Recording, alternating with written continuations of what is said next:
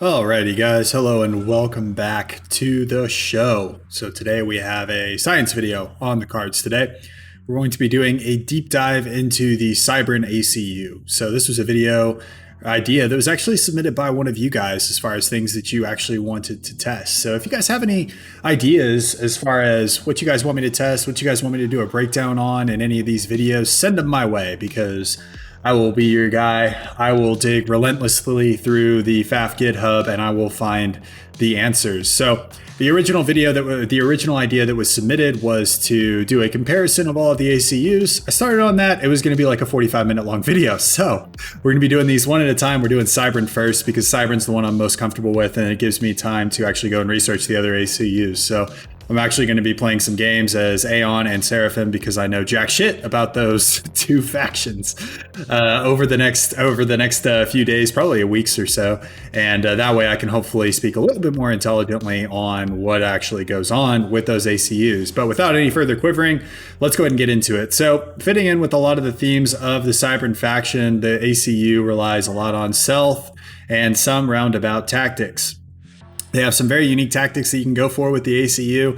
We'll get to that in the upgrades where we get all memey. But today we're going to start off with the overall statistics. So starting off with the kind of base stats, it is the weakest of the ACUs from an HP perspective at 10k HP, no vet, scaling to 15k HP with vet. There are other upgrades that you can get that'll make it tankier, but from a pure veterancy scaling standpoint, you'll get to 15k.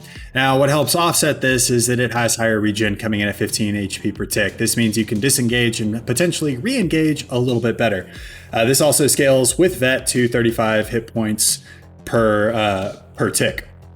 So the Cybran HP, while it might not be quite as good in a toe-to-toe engagement, you'll be able to stub your toe against the enemy's toes much more often with the Cybran ACU. As far as base stats goes, it is pretty much the same as the other factions. We'll go ahead and list those off now and we'll just reference them in the future videos so that we're not rehashing the same territory over and over again. So like all factions, ACUs generate 20 energy per tick in one mass. It has 100 damage per second with its base weapon, build rate of 10, same resource storage, etc., etc.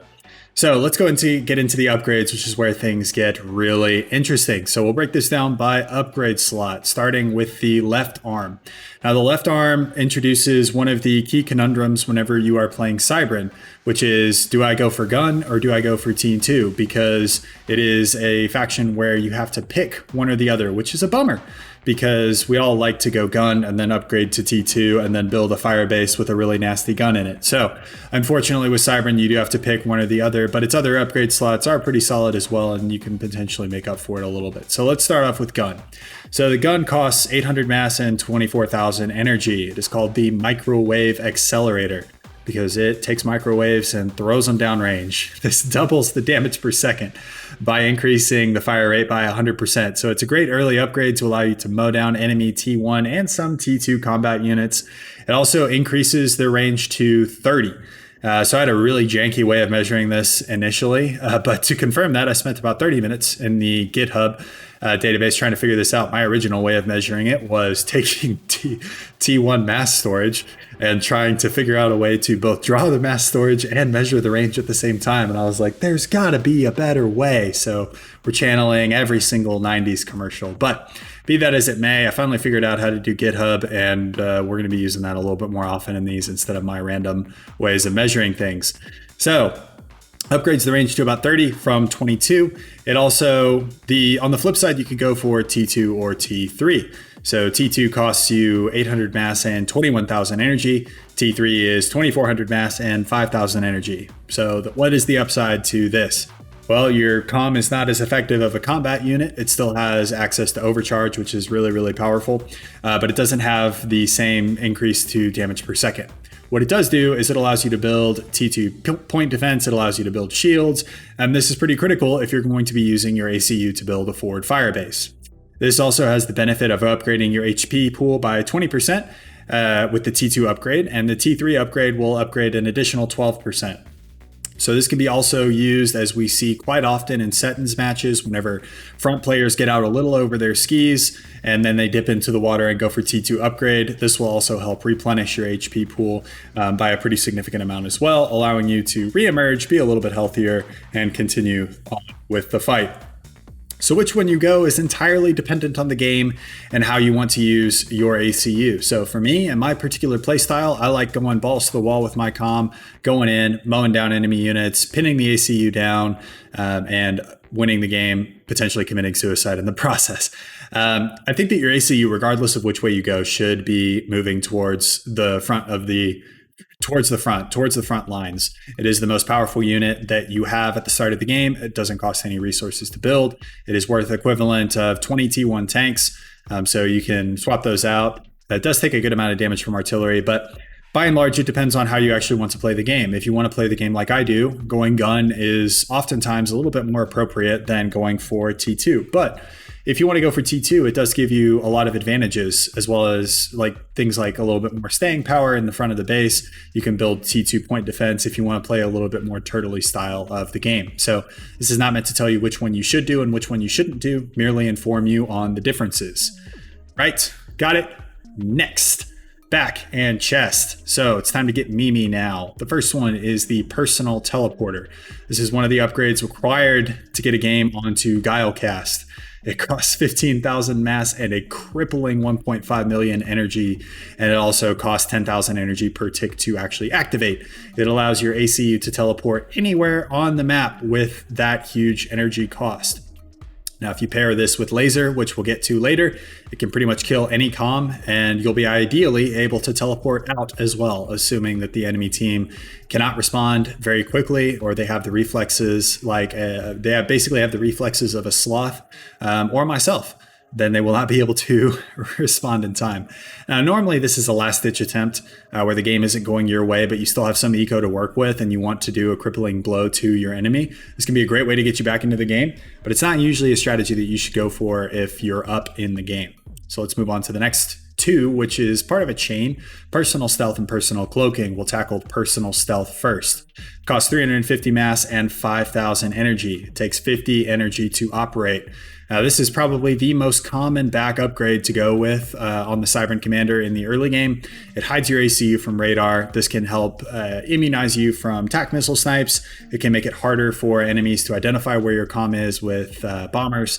So it's definitely a good thing to work with. Now, the next one in the tier, I don't think I've ever seen picked up, is personal cloaking. But this takes personal stealth to the next level. So in addition to making you invisible to radar, it also makes you invisible to the naked eye.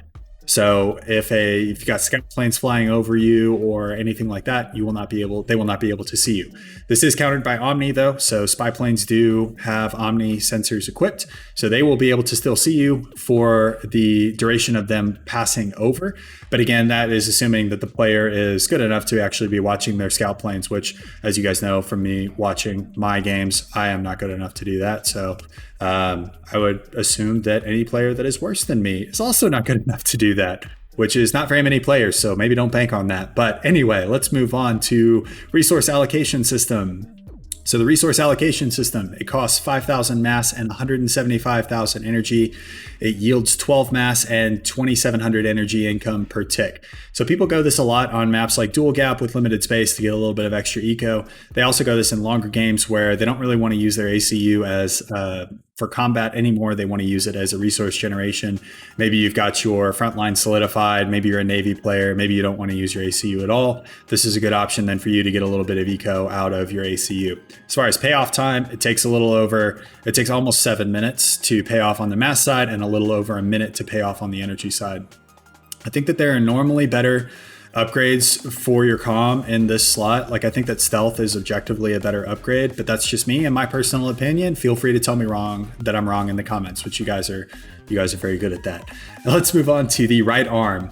So this one, we have two choices. We have the microwave laser generator or the nanite torpedo tube. So instead of taking microwaves and accelerating them down the firing range, we're taking microwaves and then turning them into lasers, which seems expensive and then firing them at our opponents. The other piece of the meme required to be in an epic Guile cast is the microwave laser generator. So we'll talk about that one first. It mounts an extremely powerful weapon on the ACU. It costs 4,000 mass and 500,000 energy to purchase, but it deals 4,000 damage per second. So you can make short work of any commander. You can also use it for other things, like the footage that you guys are seeing on right now was actually from Kappa and my first game together. It's how I met him. He used the microwave laser to destroy a monkey lord that I was tirelessly working to build, and it actually won him the game. So, not salty. Business is business, and I understand. Right, got it. Next, nanite torpedo tube. So this is another upgrade that I don't see gotten super often. I think I got it for the first time in a 2v2. It did not work out for me at all. But this adds a torpedo tube to fight Navy with your commander. As I learned in my game, this is not a substitution for a Navy. It just allows your commander to fight with Navy, but it does not substitute Navy. This costs about 1,500 mass and 37,500 energy, so a lot cheaper than the microwave laser. It deals about 250 damage per second, being a little bit better than a T2 torpedo tube, but also linearly a little bit more expensive. So I think that this one is a highly situational upgrade. I think that there are almost always better ways to spend mass rather than stacking your commander up against greater forces in the Navy. But again, that's my 2 cents and my experience from the one game that I played where I played Navy really wrongly. So I would be cautious on this one and use it to augment existing naval forces, not as a substitution for naval forces. So anyway, that is a breakdown of the upgrades for the Cybran Commander. I hope you guys found this video informative. I really appreciate you guys for watching. If you're still watching right now and you're not subscribed, why the hell not? Why aren't you subscribed? You obviously like my content, so just go ahead and hit that button down there. It's that easy. I really appreciate you guys for watching, and I will see you guys in the next video. Peace.